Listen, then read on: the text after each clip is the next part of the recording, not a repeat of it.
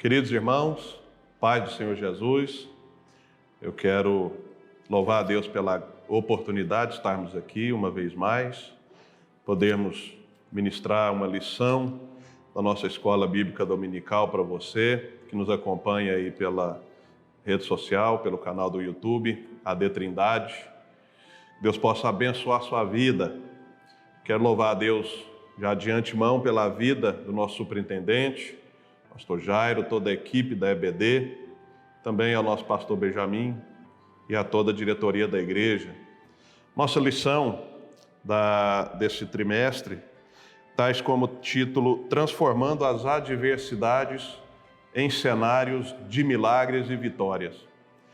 Então, meus irmãos, hoje, no dia 30 de agosto, a lição de número 9, e o tema da nossa lição é a soberania de Deus em meio às crises.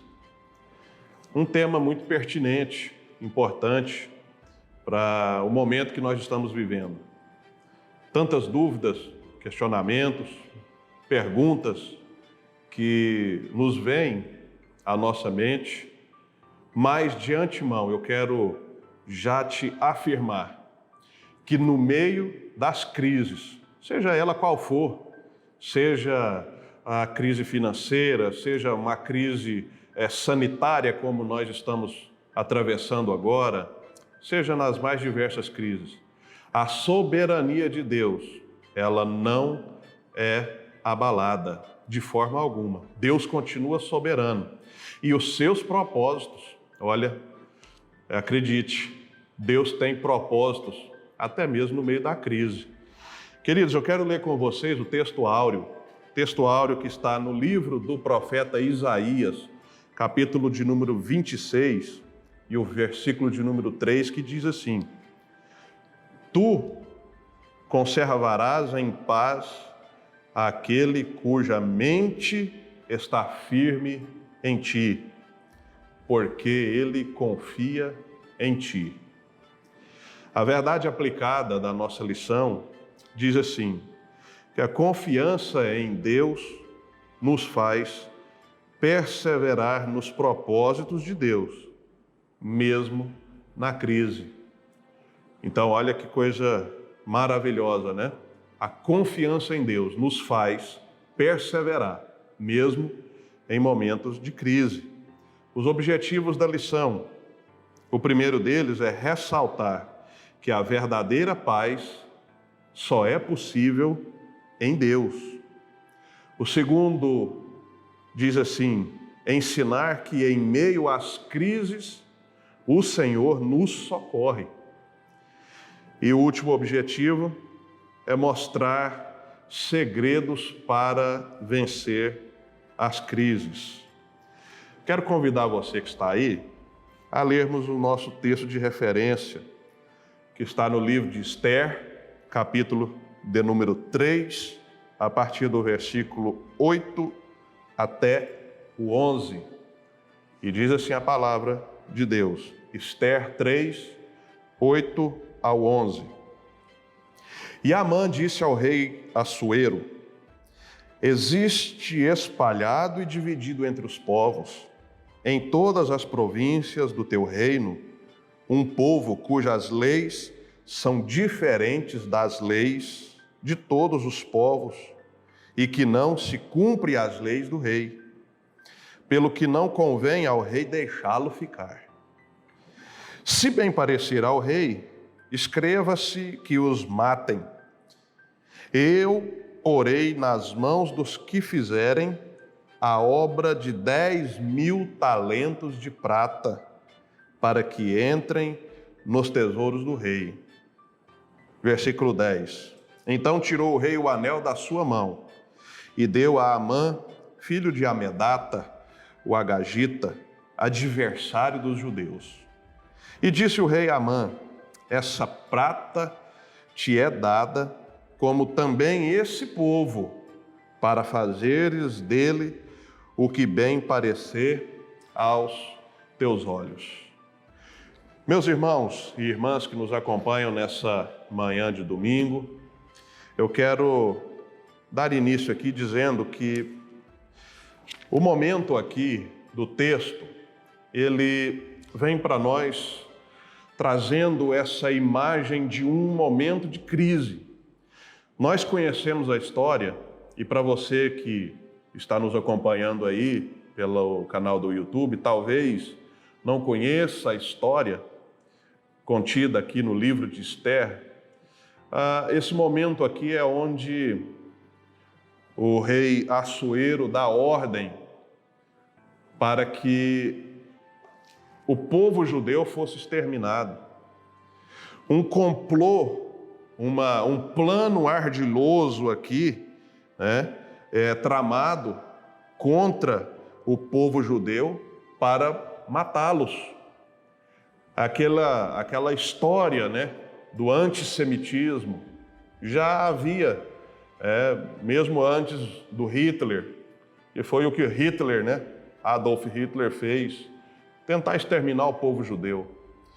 Mas pensa num momento de crise para esse povo, sabendo que um império, que um rei agora havia dado ordem para o seu general matá-los, persegui-los, e ainda oferecer recompensas para outros. Ou seja, um momento de crise, de pânico, de espanto. Então, o livro continua dizendo que Deus levanta Esther, uma das moças que estavam ali aguardando a decisão do rei, de qual ele escolheria para ser a sua rainha, uma das moças virgens que ele havia separado, e Deus levanta Esther como sendo esta mulher, e de origem judia, e lá na frente ela interfere de uma forma incisiva na história e faz com que os planos do rei mudem e que o povo seja liberto, o povo continua vivendo em paz. Nesse breve resumo, o que eu digo para vocês é que nos momentos de crise, apesar do perigo da crise, apesar do desespero da crise, apesar das incertezas que elas geram, pensa no coração do povo, sabendo que a qualquer momento um exército entraria pelas suas portas e ali mataria todos os seus familiares e depois o mataria também. A alma desse povo ficou muito aflita e é com esse sentimento que a gente fica imaginando que esse povo estava sentindo ali, que eu quero te convidar para a gente passar aqui pelas nossas lições da revista e meditar a respeito disso, na soberania de Deus no meio das crises, em meio às adversidades. A verdade, meus irmãos, é que o livro de Esther aqui nos mostra como é importante nós sermos fiéis ao Senhor. E nessa lição nós vamos aprender sobre agirmos com coragem e fé na tribulação e como desenvolver a nossa confiança em Deus. Eu separei um texto aqui, eu quero ler com vocês, Salmo de número 50 e o seu verso de número 15, que diz assim, olha, invoca-me no dia da angústia. Eu, diz o Senhor, te livrarei e tu, você que está me ouvindo aí, me glorificarás. Esse texto é maravilhoso porque ele nos dá aqui uma luz no fim do túnel. Mesmo no meio das adversidades, sejam elas quais forem, a Bíblia Sagrada, o salmista aqui nos ensina que Deus quer ser invocado no dia da nossa angústia. Sabe, irmãos, isso daqui é muito confortante para a nossa alma. Saber que nós temos em quem recorrer nas horas difíceis da nossa vida. Eu não sei se eu já estou falando com você aí, talvez você esteja passando por um momento de dificuldade, talvez você tenha tido percas, talvez esteja aí aflito com uma situação, seja ela qual for, a palavra do Senhor diz: invoca-me no dia da tua angústia e eu te livrarei. E depois que Deus te livrar, você vai glorificar a Deus pelo livramento que Ele te deu. Queridos, o tópico 1 da nossa lição diz assim, que Satanás sempre quer roubar a nossa paz. Veja bem que aquela notícia de que o rei havia selado com o seu anel um decreto para extermínio do povo, aquela notícia tirou a paz do povo por completamente, né? Por completo. E veja só que as crises geram isso na nossa vida. Momentos de crise chegam na nossa vida e a gente acaba perdendo a paz. Sabe, a gente tenta resolver da nossa própria maneira, a gente tenta buscar dentro dos nossos recursos e a crise continua, e quanto mais ela continua, mais um sentimento de angústia vai sendo gerado dentro de nós e a gente acaba por perder a paz, né? E é verdade que a paz, irmãos e irmãs, é um dos grandes propósitos de vida de qualquer ser humano. Todo mundo quer ter paz, todo mundo quer viver em paz. Talvez seja por isso que a gente sofra tanto quando a crise se instala, porque nós almejamos a paz, nós queremos viver em paz, né? Agora, como, irmãos, ter paz em um mundo tão difícil? Como ter paz no mundo? Se você olhar, é só você abrir aí o seu celular ou folhear as páginas do jornal, da sua revista preferida, você vai ver o noticiário. Só tragédia, só problemas de todas as ordens, né? E isso acaba nos tirando a paz. Não bastasse isso, existem as nossas próprias crises que nós vivemos, familiares, crises existenciais, problemas de saúde em casa. Irmãos, são várias as circunstâncias que nos tiram a paz. Mas olha, eu quero ler com vocês aqui para a gente ter noção de que a vida cristã e a vida, de uma forma geral, ela tem sim os seus momentos de dificuldade. O próprio Jesus afirmou para nós que no mundo teríamos aflições e que muitas são as aflições do justo, mas graças a Deus que nos livra de cada uma delas. Olha só o que diz Salomão em Provérbios 27, no versículo de número 1, ele diz assim: olha, não te glorie do dia de amanhã, porque não sabes o que o dia trará à luz. Irmãos, quem segue a Cristo não está imune a dores. Quem serve ao Senhor não está imune a problemas, a dificuldades. A vontade, irmãos, moral de Deus, preste bem atenção no que eu vou te dizer aqui. A vontade moral de Deus, transmitida para nós através da Bíblia Sagrada, essa vontade, ela é racional e razoável. Veja bem, quando nós lemos aqui, entendemos a palavra do Senhor, a nossa alma se enche de júbilo, se enche de coragem, e a gente se anima ao ver os grandes feitos do Senhor, folheando as páginas da Bíblia, o povo atravessando o mar, Deus fazendo com que a terra parasse.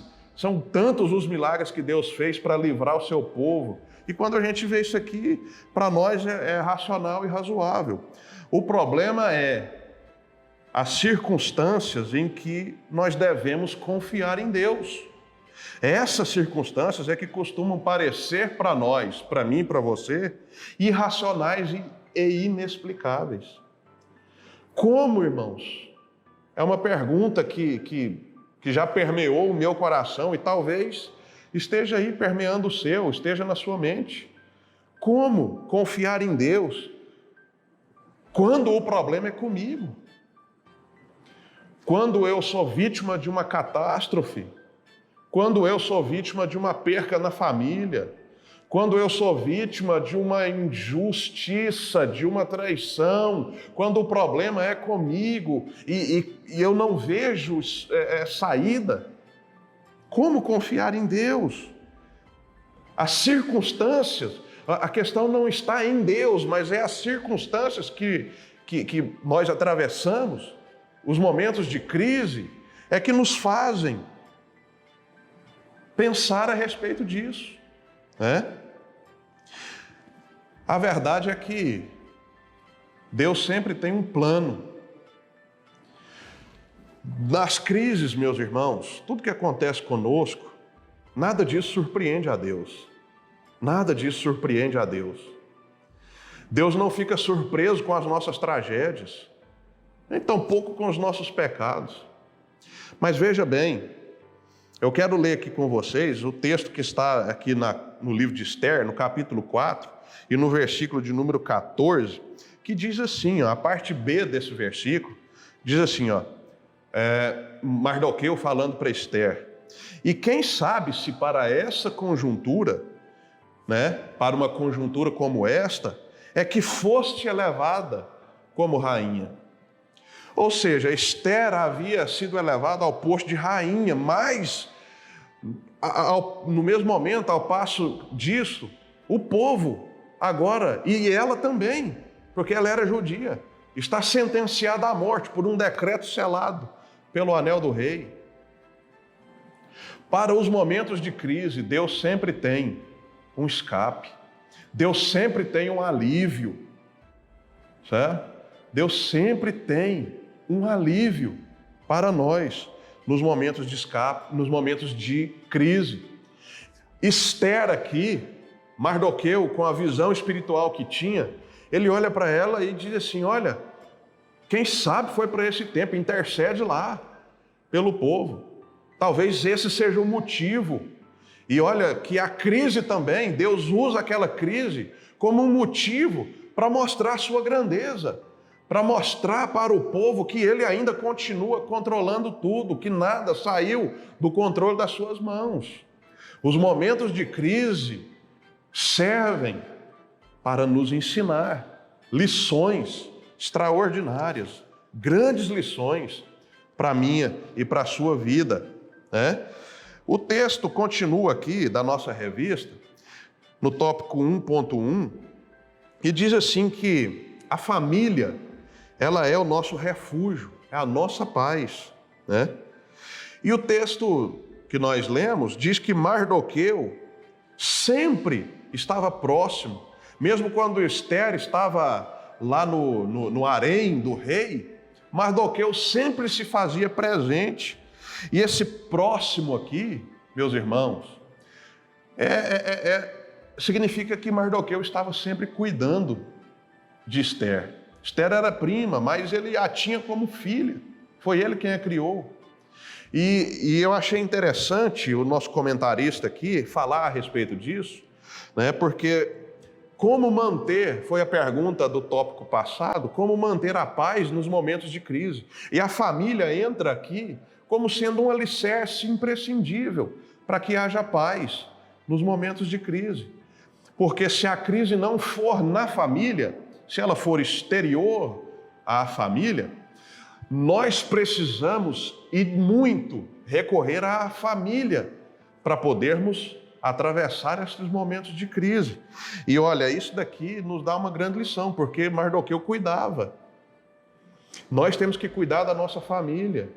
Nós temos que blindar a nossa família no máximo que nós pudermos, para que a nossa família não venha a atravessar momentos de crises gerados por nós mesmos, né? Porque se for uma provação da parte de Deus, essa nós passaremos, inevitavelmente. Mas existem crises que são geradas por nós mesmos, problemas que nós mesmos os procuramos com as mãos. Então, nós precisamos blindar, proteger a nossa família, para que nós não passemos por esses momentos assim, né? A família, ela é um alicerce para nós enfrentarmos os momentos de crise. Queridos, é em casa, né? Em casa, nós estamos sem a máscara daquela confiança literal. Em casa não tem como fingir que eu sou um super crente. Em casa não tem como fingir que vai tudo bem, a mil maravilhas, porque em casa é onde nós revelamos os nossos sentimentos. Em casa não tem como, o semblante desfalece, o silêncio reina, talvez a falta de diálogo impera. Por quê? Porque atravessamos momentos de crise e lá em casa, na sua casa, é onde nós não conseguimos disfarçar os nossos momentos de crise, né?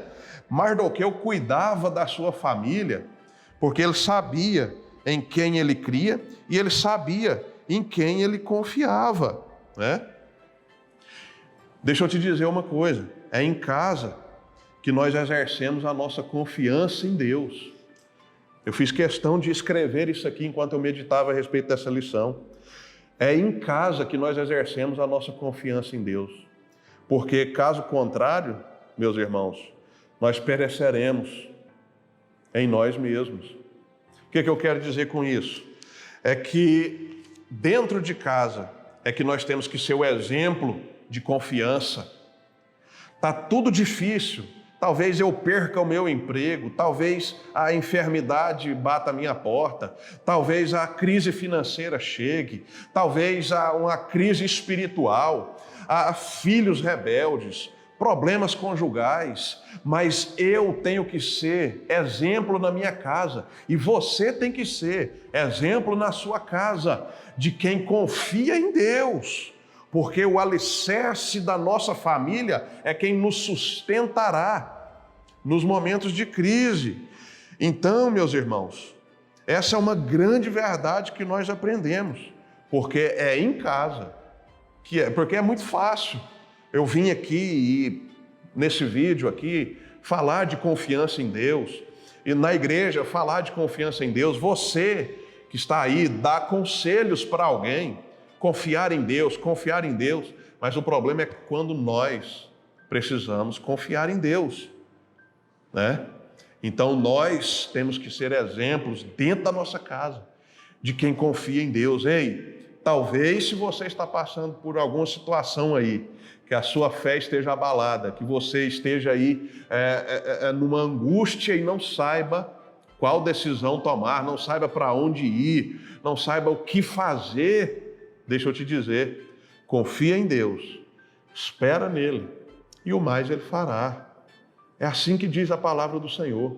Só que dentro de casa, a gente, apesar de que a gente chora, né, as mágoas, talvez você esteja me vendo aqui com esse semblante até alegre, mas eu atravesso momentos de dificuldade, meus irmãos. Ontem mesmo eu precisei, o dia anterior a essa gravação, eu precisei do colo da minha esposa para poder chorar e para poder dizer para ela que eu precisava do ombro amigo dela. Estou compartilhando isso aqui com vocês para vocês verem que em casa a gente recebe apoio para poder superar os momentos de crise. Deus te ajude a superar os momentos de crise. Deus te dê graça lá na sua casa para você ser o esteio da sua casa e superar os momentos de crise. Queridos, o tópico 1.2 diz que é no lar que se aprende a viver e a construir a paz. Isso é uma grande verdade, porque nós precisamos aprender, meus irmãos, a desenvolver dentro das nossas casas a paz que nós tanto desejamos. É criar um ambiente de paz dentro de casa. Tendo paz em casa, nós conseguiremos passar pelas crises com mais solidez.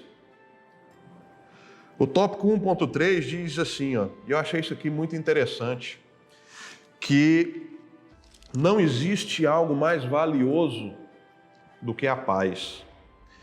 Isso é verdade. Perder uma noite de sono é horrível por causa da falta de paz. E o que é interessante é que é importante a gente observar que o pior medo, por mais que sejam os medos que nos assolem, e o comentarista faz aqui algumas menções, ele diz assim que o pior, que é pior que o medo, melhor dizendo, pior que o medo, seja o medo da pandemia, seja o medo da dor, seja o medo da depressão, seja o medo das percas, seja o medo da solidão, seja lá o que for que tem te causado aí esse medo e tem te tirado a sua paz, o pior que isso é ter no seu interior um coração perturbado e longe de Deus. Queridos, eu quero ler com vocês aqui o Salmo de número 78, nos versos 21 e 22, que diz assim: ouvindo isto, o Senhor ficou indignado. Partindo para o versículo 22, Deus ficou indignado por quê? Porque não creram em Deus, nem confiaram na sua salvação. Irmãos, não confiar em Deus é a mesma coisa que desobedecer a Deus. Causa em Deus indignação. Olha só o que o texto diz, o salmista aqui diz, que o Senhor se indignou, por quê? Porque não creram em Deus e não confiaram na sua salvação. Eu quero dizer para você, meus irmãos, que estão aí nos ouvindo, irmãos e irmãs, que pior do que passar por momentos de crise é estar nos momentos de crise duvidando da soberania de Deus. Pior do que ser afligido pela crise é ter no coração dúvidas a respeito da soberania de Deus e do seu poder, né? Continuando aqui na nossa lição, o apóstolo Paulo, ele fala que sofremos por causa da dor que o pecado causa em nós e no mundo. E o texto que ele usa para dizer isso daqui é aquele texto conhecido lá de Romanos 8, 22 ao 24, né? Que diz que a criação geme, né? Com dores de parto até hoje, né? Ele faz aqui uma referência a uma lamentação de uma mulher que, sofrendo por causa da dor do parto, ela sente essas dores, se lamenta, mas ela sabe que depois disso virá para ela uma grande bênção, virá para ela um momento de exultação tão grande que vai fazer com que ela se esqueça da dor que ela experimentou. Paulo diz que o sofrimento do cristão é assim, a gente sofre, mas a gente sabe que em Deus nós venceremos, que em Deus nós passaremos. Esse momento de crise, esse momento de pandemia, esse momento de tristeza, de dor, de separação, de perca, tantos são os problemas que são aí sendo acumulados por causa dessa pandemia, né? Isso tudo vai passar, irmãos. Isso tudo vai passar. E nós, assim como Paulo diz aqui, que aquela grávida que sente dores, mas quando ela dá a luz, quando a vitória chega, ela se esquece da dor que ela sentiu. É assim que Deus age conosco. Deus não nos isenta dos momentos de dificuldade, mas Ele nos faz vencer, e a vitória que nos está reservada no pós-crise, ela será tão grande que nos fará esquecer dos momentos das crises. Deus, irmãos, é soberano em tudo. Deus é soberano em tudo. Olha só o que o rei Ezequias disse aqui em Isaías 38 e o versículo 17. Ele diz assim: olha, passei por grande sofrimento para o meu próprio bem. Veja que, como eu disse no início, muitas vezes os momentos de crise que nós passamos, os quais nós somos submetidos, eles nos ensinam lições. O rei teve aqui consciência de que a luta que ele passou foi para o seu próprio bem. Pastor Renato, mas como assim? Passar lutas para o meu próprio bem? Deixa eu te dar o exemplo do nosso Senhor Jesus Cristo, que padeceu numa cruz, entregou sua vida, e os momentos de crise que ele passou foram tantos que a Bíblia diz que ele suou gotas de sangue. Deus não o poupou da crise, mas O resultado foi glorioso para mim e para você. Então Deus tem os seus caminhos, Deus tem os seus propósitos, mesmo nos momentos de crise, meus irmãos, mesmo nos momentos de crise. Uma outra verdade aqui, que eu aprendo com essa lição, com a nossa revista, é, meus irmãos, que a crise chega para o povo de Deus. Eu disse isso aqui no início da nossa revista. Nós iremos passar sim por momentos de crise, mas a verdade é que assim como qualquer crise, esta crise que nós estamos vivendo, que talvez você esteja vivendo, esta crise chegou trazendo tristeza e lamento. Mas olha, eu quero dizer para você, conforme aqui um texto que eu separei para que nós pudéssemos meditar nele aqui.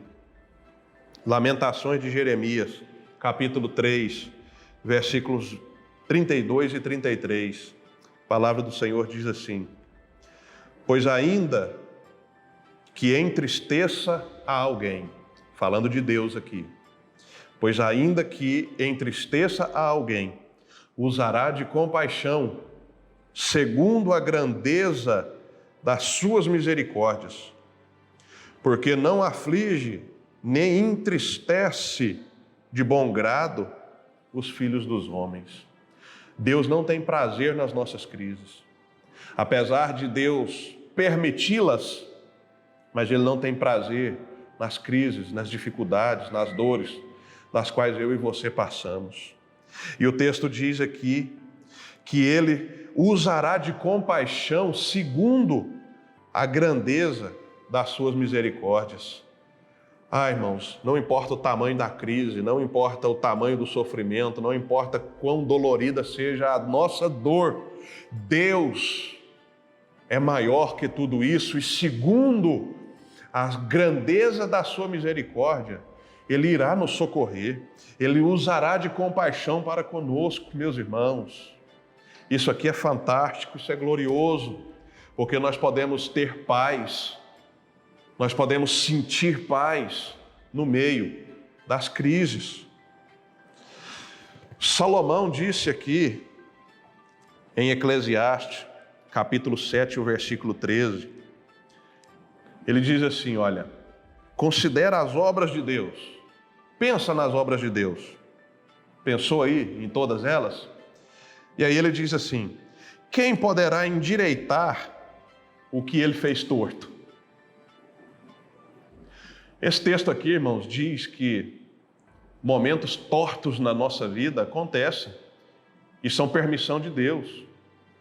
E olha, quem endireitará o que Deus fez torto? Somente Deus, só Ele. Então o meu conselho para mim e para você, como eu tenho aprendido com essa lição, o meu conselho é, e é o conselho que está também na Bíblia, descansa, porque por maior que seja o empreendedorismo que nós vamos desenvolver aqui para poder sair das nossas crises, nós só verdadeiramente sairemos das nossas crises com a ajuda do Senhor, com a ajuda de Deus. A nossa lição continua dizendo assim, a crise chegou, e agora? O que fazer? E o comentarista nos dá aqui ele elenca aqui para nós 4 respostas para essa pergunta. E agora? A crise chegou. E agora? Ele diz assim, em primeiro lugar, que na hora da crise, confie em Deus. Na hora da crise, confie em Deus. Deposite nele a sua confiança. Em segundo lugar, ele diz que Deus é o nosso socorro, bem presente na hora da angústia. Lembra do texto que nós lemos no início? Isaías aqui 50, versículo 15. Invoca-me no dia da angústia e eu te livrarei e tu me glorificarás. Então, meus irmãos, Deus é o nosso socorro, bem presente Bem presente significa bem próximo, bem perto. Apegue-se com Deus nos momentos de crise. Tem gente que quando a crise chega, ele se afasta dos caminhos do Senhor. Que quando a crise chega, ele pensa e chega às suas próprias conclusões de que Deus está sendo injusto com ele ou com ela por permitir passar por essas situações. Ei, eu te digo, não faça isso. Achegue-se ainda mais ao Senhor. Ele é o nosso socorro, bem presente na hora da angústia. Em terceiro lugar, a crise chegou, e agora? Não deixe que o medo te domine. Não deixe que o medo te domine. E em quarto lugar, descanse em Deus. Descanse em Deus. Não deixe que o medo te domine. E descanse em Deus. Sabe, o texto que nós lemos aqui de Esther diz para nós que ela correu o risco de chegar na presença do rei, porque quem chegasse na presença do rei sem ser convidado era punido com a morte. Mas ela vai até a presença do rei sem medo. Ela toma uma atitude, toma uma iniciativa e vai à presença do rei. E Deus a livrou, Deus deu escape, Deus estava com ela. Ou seja, ela não teve medo e confiou tão somente em Deus, né? Agora eu quero encerrar aqui a nossa lição, essa revista maravilhosa, que diz assim, meus irmãos, aproveitando esse gancho, que o nosso socorro vem do alto. Eu quero dizer para você o que está aqui na nossa lição, que cumpramos os propósitos divinos em nossas vidas, cujos objetivos são abençoar os que sofrem e os que correm risco da morte eterna, né? Meus irmãos, nós passamos por crise, mas as crises não podem e não devem nos abalar.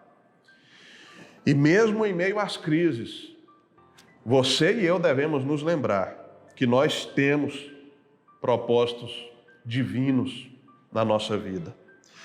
Deixa eu encerrar aqui, lendo com você, para mim fazer essa conclusão, um trecho aqui que eu extraí do livro do Matt Chandler. O texto traz como título: Viver é Cristo, morrer é lucro. E ele diz assim, que se procuramos viver uma vida correta, justa, perfeita, e perdemos Jesus de vista, sem compreender sua importância e papel em nossa santificação, estaremos perdidos. Por essa razão, Ele, Cristo, deve ser o alvo. E ele diz que viver é Cristo, morrer é lucro. E é essa mensagem que ele diz, que ele extraiu da carta de Paulo aos Filipenses, que, portanto, nós devemos viver para Ele, por meio dEle e em torno dEle, que tudo deve gerar em torno dEle. Meus irmãos, por maior que sejam as nossas adversidades, e deixa eu te falar algo aqui que veio ao meu coração, mesmo que as nossas adversidades e as crises nos levem à morte, melhor, irmãos, é morrer em Cristo, é morrer sabendo que em Cristo nós teremos a resolução dos nossos problemas, porque morrer em Cristo é partir para a eternidade com Cristo, partir para o céu com Cristo. Paulo já disse, tendo essa consciência, que as nossas leves e momentâneas tribulações só produzem em nós um peso excelente de glória. Então, meus irmãos, mantenha o foco em Cristo durante as adversidades. Mantenha-se firme, não tenha medo. Tome decisões baseadas na palavra de Deus e confie unicamente e exclusivamente no Senhor, porque é Ele quem nos livra e quem nos guarda e quem nos dá a vitória no meio das nossas crises. Como manter a confiança em Deus em tempos de crise?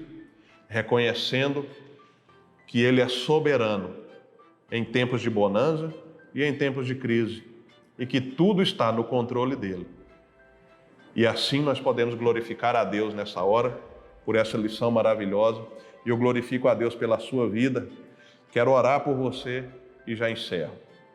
Senhor Deus, nós te louvamos e bendizemos o teu nome. Obrigado, Senhor, por nos ensinar através dessa lição, grandes e preciosas lições. E que o Senhor, ó Pai, abençoe a todos aqueles que estiveram conosco até aqui. E que a graça do Senhor os encha, Senhor, o meu coração de alegria, de gozo, de paz, para que nos momentos de crise, os nossos olhos estejam voltados e focados no Senhor, que é o nosso socorro bem presente na hora da angústia. Em nome de Jesus. Amém. Grande abraço a você, que Deus abençoe. Até a nossa próxima lição.